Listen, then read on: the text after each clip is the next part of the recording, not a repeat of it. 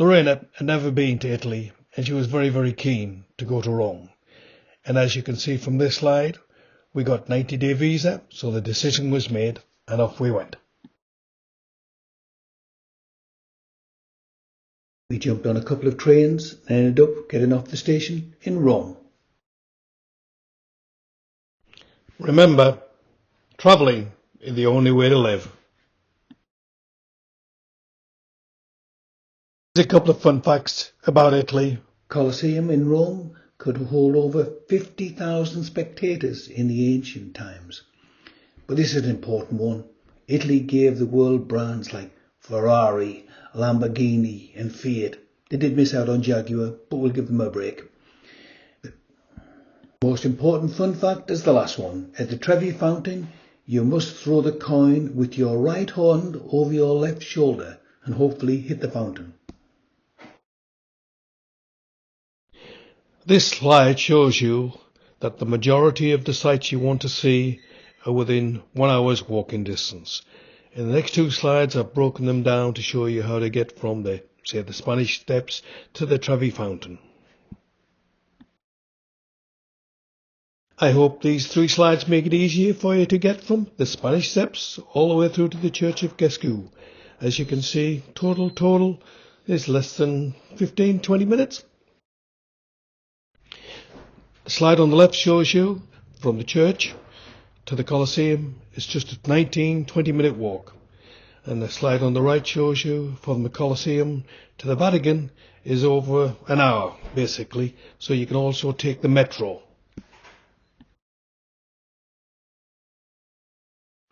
Let's go on a sightseeing tour of Rome. And we'll start at the bottom of the Spanish Steps. And what you see in front of you is called the Ugly Boat. Can't argue with that.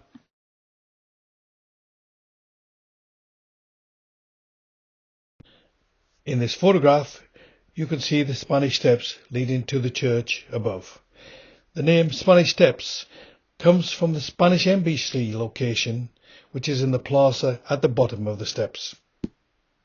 There's been 2 or 3 times when people have driven their motorised vehicles down the steps. They've all been caught and fined accordingly. You must remember the rule of the Trevi Fountain. Turn around and face away from the fountain. Take a coin in your right hand. Throw it over your left shoulder and hope it ends in the fountain. If you succeed with throwing 1 coin into the fountain, it guarantees you will return to Rome. Should you go for 2 coins, it leads to you finding love in Rome. And the 3 coins guarantees you will get married in Rome. The good news is that all the money you collect from the fountain is used to fund charity work for the needy in Rome.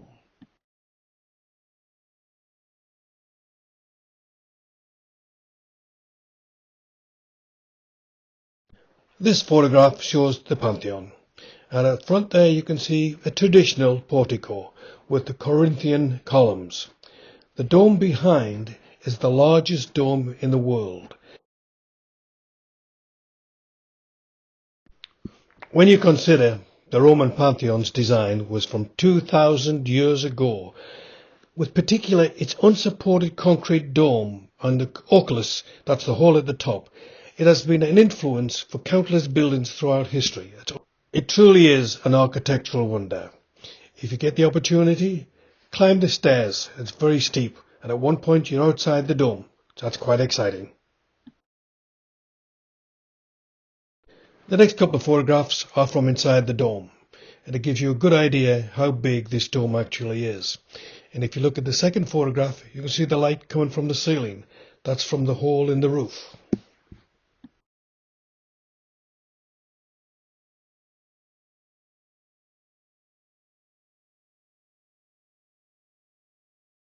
When I visited the Pantheon, it was a bright sunny day, but I still had to ask the question, what happens when it rains and does it snow in Rome?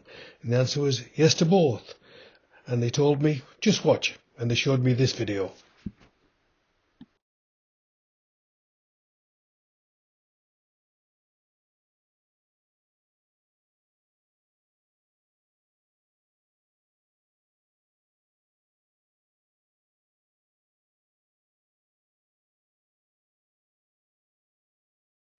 After watching the video, my next task was to find out what happened to the water.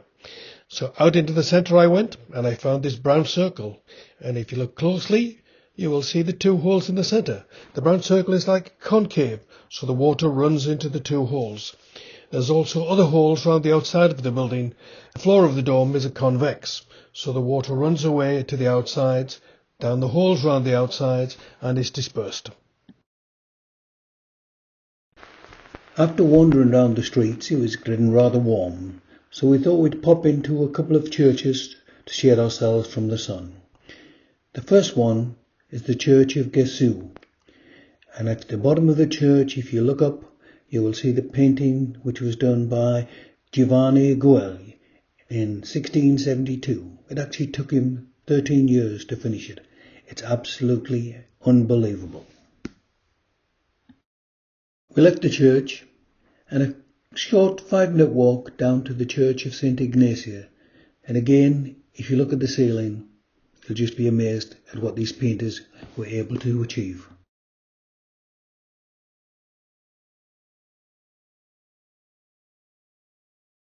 After the churches, we took a 10-minute walk to Rome's modern wonder of the world.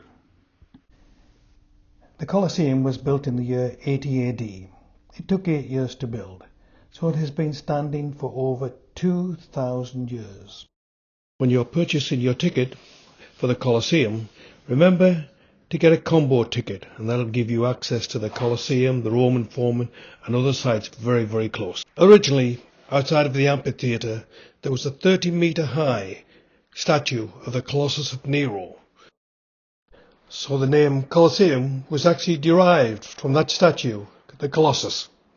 One of the things I learned when I was there, on occasions they would flood the Colosseum and have ships sailing around fighting each other. Opened the games back in 80 AD with 100 days of continual games, and on one day, it is said, over 5,000 men and animals were said to have been slaughtered.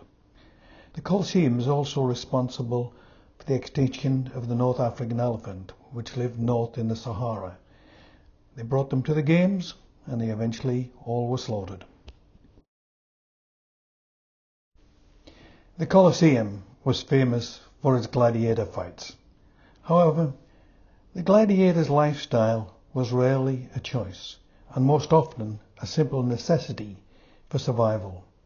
They had no rights, no citizenship, and were usually just slaves and treated as such. And eventually, of course, many of them were killed in the Colosseum. The most famous gladiator ever to fight in the Colosseum was named Slaughtering Steve. What a gladiator!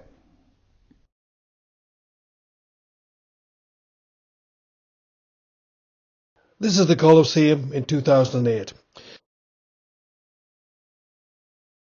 Here's a few photographs of the many, many things that you can enjoy as you wander around Rome.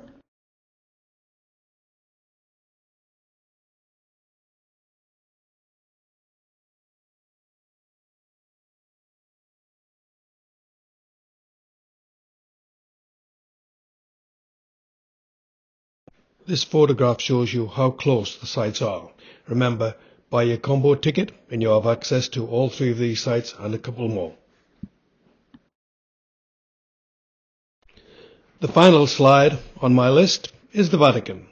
Now, if you want to get to the Vatican, I suggest you just take a full day and wander over. It's about a 1-hour walk from around the Colosseum. But as you walk over, you'll enjoy every minute of the journey. If necessary, you could also take the metro. This final slide is just a few photographs of Lorraine and I as we wandered around Rome. I think we have about 3,000 more. The end. We really hope you've enjoyed watching this as much as we have enjoyed the last 14 years of travelling the world. Travelling, the only way to live.